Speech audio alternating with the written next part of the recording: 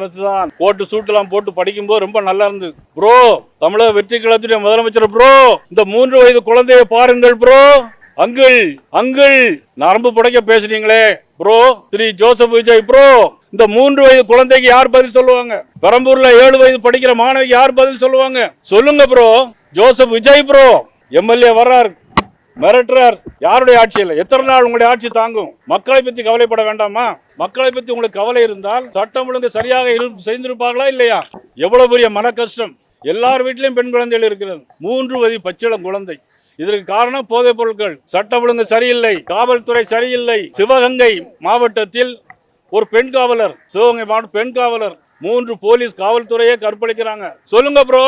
Bro Joseph Vijay bro, காது கேட்கிறதா உங்களுக்கு?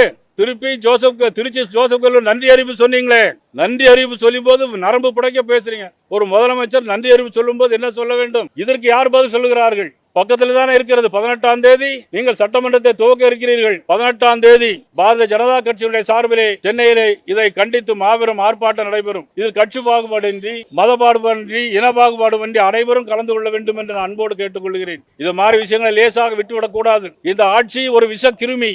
இந்த முதலமைச்சர் முதுகெலும்பில்லாத முதலமைச்சர். சட்டத்தை கையில் எடுத்து சட்டத்தை பாதுகாக்க தவறிய முதலமைச்சர் உடனடியாக ராஜினாமா பண்ண வேண்டும். பத்திரிகை துறை சேர்ந்தவர்கள் கேட்கலாம், 1 மாதம் தான் ஆகிறது என்று. ஆனால் உங்கள் வீட்டிலும் பிள்ளைகள் இருக்கிறது, குழந்தைகள் இருக்கிறார்கள்.